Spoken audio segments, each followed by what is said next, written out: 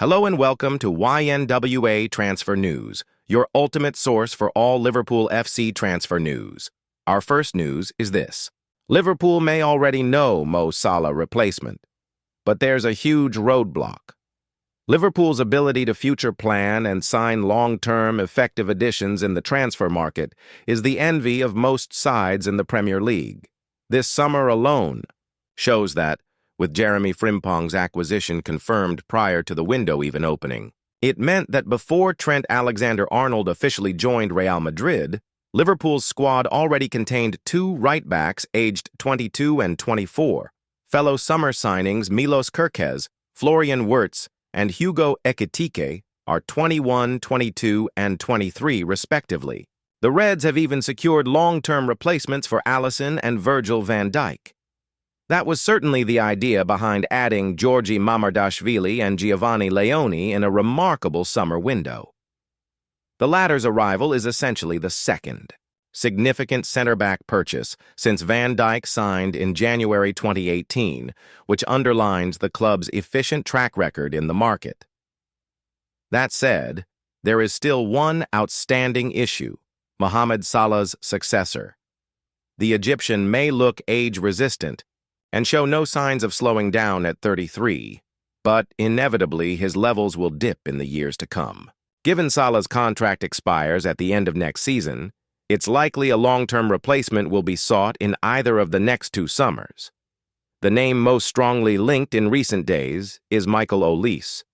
The winger has taken his game to new heights since leaving Crystal Palace last year and has registered nearly a goal or assist per game after 59 appearances for Bayern Munich. Already this season, Olise has managed 4 goals in as many games for the German champions, and he netted France's opener after 10 minutes in the recent win over Ukraine. He was excellent in that game, earning an 8/10 rating from L'Equipe's usually harsh scores. A left-footer who will turn 24 next summer is capable of also playing through the middle and is deemed homegrown. Olise is unquestionably a worthy candidate to replace one of Liverpool's greatest-ever players. However, there's a hitch. According to TBR Football, Bayern hopes to tie the ex-Reading man down to a long-term, lucrative deal. With Chelsea, Paris Saint-Germain, and Barcelona also linked, any pursuit of Olise is unlikely to be straightforward. That Liverpool's future-proofing means it can focus on just making one key addition next summer is a bonus, while the Reds would also need to ensure they are still among Europe's big hitters when it comes to winning trophies. After a summer dominated by Liverpool's pursuit of an elite-level forward, Olise could well be the man to create headlines and attention over the coming transfer windows. Liverpool will not attempt to sign Guehi in winter. At the last moment, Crystal Palace defender Marc Guehi's move to Liverpool fell through, sparking speculation that the Reds might make another approach in the winter. But Anfield has opted for a more cunning strategy. Details. According to the Times, the reigning English champions will not pursue a move for Guehi this winter. The reason is quite straightforward. In a year, Guehi's contract with Crystal Palace expires, meaning Liverpool can negotiate directly with the player rather than the club. According to current regulations, any footballer is allowed to begin talks and sign a pre-contract agreement with another club 6 months before their contract expires. Once the contract ends, the player can move on a free transfer as a free agent.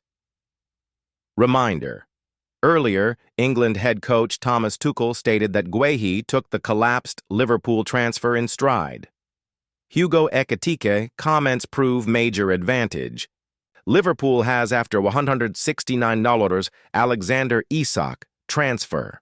For some, Liverpool signing Marc Guehi on transfer deadline day would have been more important than getting the $169 million, $125 million deal over the line for Alexander Isak.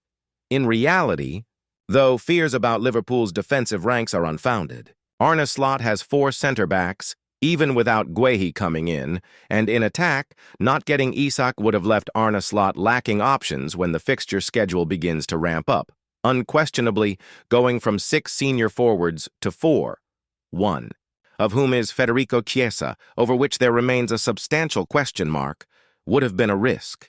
Adding Isak to that mix offers a little more security. Next week, for instance, Liverpool has Burnley on Sunday and then Atletico Madrid in the Champions League midweek before the Anfield derby against Everton.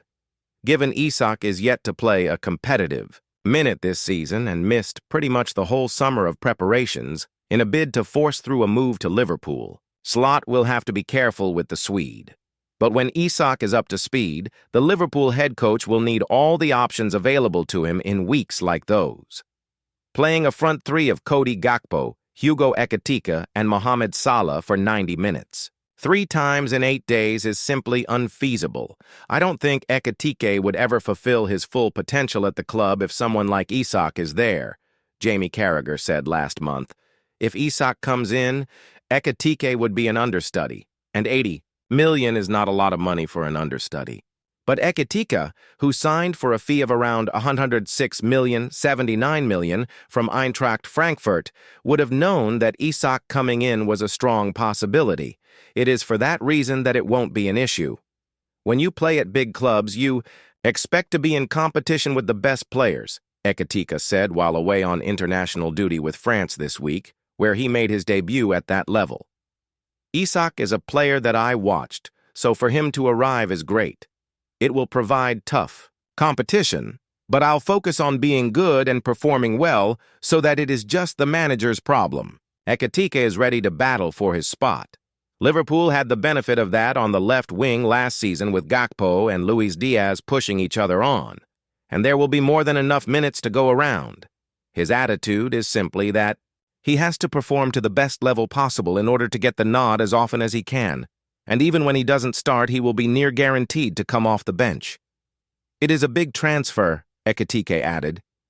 I am watched 1,000 times more than before, but I take it as a positive.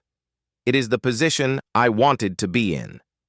When you have these kinds of standards, you have to show that you deserve your place here and continue to perform. It is a position that I like to be in, and I want to keep it. Fabrizio Romano, Guehi to Liverpool, Man United, and Tottenham updates. Hello everyone, Yenwa senior correspondent Fabrizio Romano here with your latest newsletter. It's been 1 week since the end of the summer transfer window, but there is still plenty of things happening in the world of football. I've once again answered 3 questions from the readers on some of the biggest stories in the media. I have provided updates on Manchester United's goalkeeper situation, Tottenham's future without Daniel Levy, and Liverpool's interest in Marc Guehi. If you haven't already, share the Give Me Sport newsletter with your friends. They'll also get exclusive updates delivered straight to their inbox 3 times a week, every Monday, Wednesday, and Friday.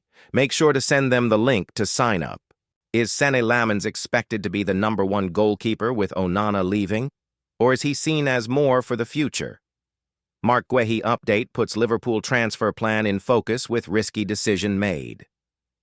Liverpool made plenty of headlines for their transfer business on deadline day. The signing of Alexander Isak for $125 million is a British transfer record and saw the end of one of the most intense transfer sagas in recent years. It was not just the signing of Isak that made headlines, though. Liverpool also tried to sign Marc Guehi from Crystal Palace in a deal worth $35 million. A fee was agreed with Crystal Palace, but the deal fell through after the Eagles failed to bring in a replacement before Monday's 7 p.m. deadline.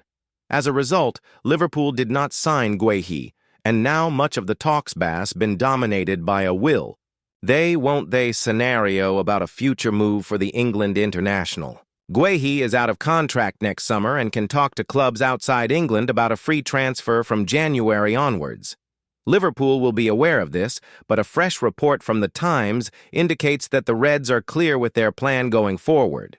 It has been reported that Liverpool are not planning to sign Guehi in January and will instead wait until the summer to strike a deal for a free transfer for the defender. That is, of course, if they still wish to sign Guehi, and if the defender still wishes to move to Anfield. A lot can happen in 12 months, and by the time next summer arrives, a host of clubs could be in the running to sign the player. There is also some uncertainty around members of Liverpool's current defensive options. Virgil van Dijk is 34 years old and will have a year left on his deal when next summer arrives, while Ibrahima Konate's contract expires next summer. Joe Gomez was heavily linked with a move away from the Reds on deadline day, while summer signing Giovanni Leone is 18 years old and yet to make his first appearance for the club. Liverpool would be wise to add some more certainty to their defense, and Guehi would have provided that. At 25 years old, an England international and captain for his club, Guehi would have represented a perfect piece of business for the Reds.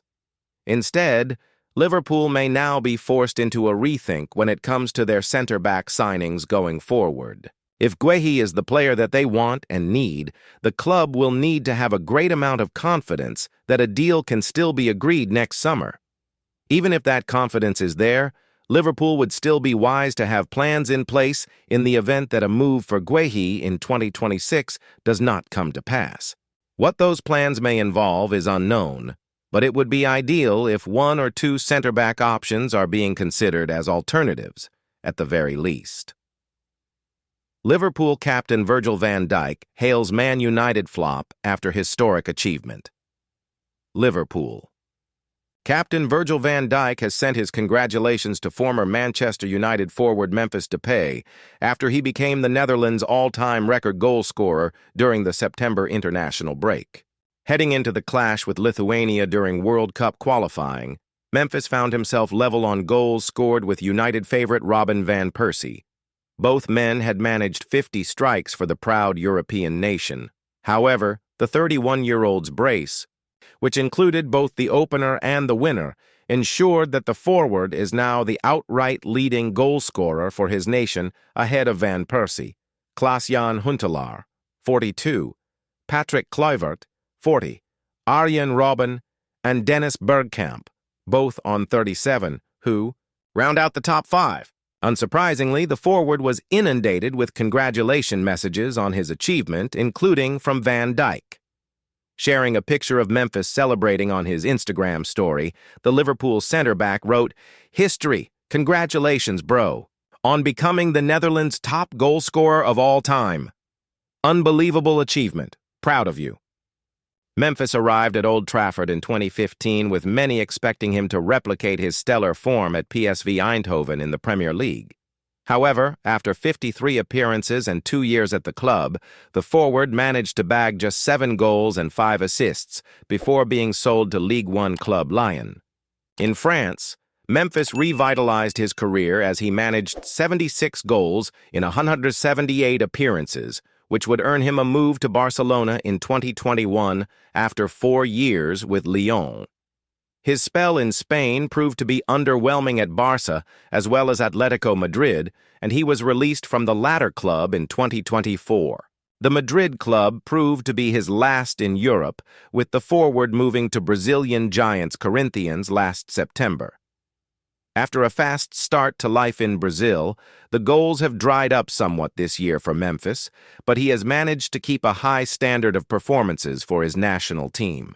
In their 2026 World Cup qualifying campaign, which began in July, Memphis has managed 5 goals already, including the historic brace against Lithuania on Sunday. The 31-year-old must now wait until October to potentially extend his lead over Van Persie in the Dutch rankings when they travel to Malta and host Finland. Arsenal icon gives Victor Gyökeres and Florian Wirtz comparison. People aren't stupid. Arsenal's summer transfer window has been lauded by Gunners legend Nigel Winterburn.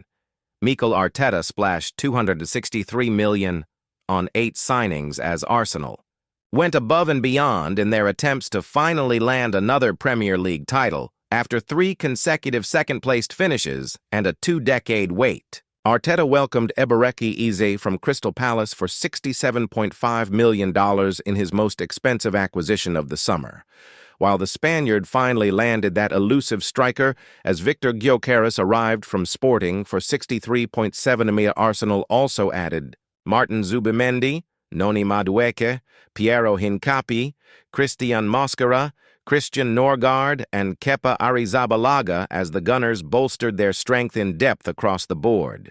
Former left-back Winterburn, 61, speaking exclusively to the YNWA on behalf of Casino.org, who ranked the best online casinos, said he thinks Arsenal did all they needed to do in the transfer window.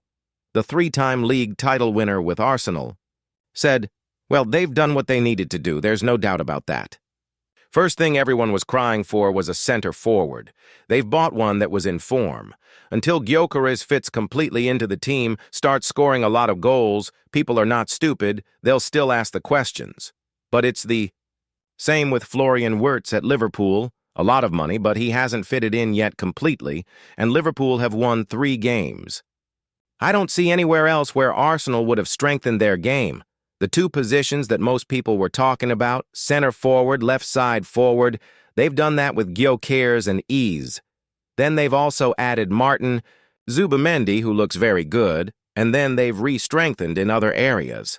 Winterburn, who won the First Division with the Gunners in 1989 and 1991, plus the Premier League in 1998, added Arsenal's signings have significantly improved the club's depth.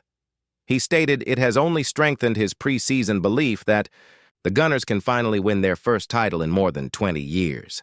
Winterburn said, "I mean, you could almost look now if everyone's fit. They've got 2 teams that you could possibly say wouldn't be too much weaker than their starting team. Everything is in place. Hopefully the injuries stay away because we've already got a few. But then there's a lot of clubs in the Premier League that are in the same position already, which is quite incredible, really." Thank you for watching. Like and comment, subscribe.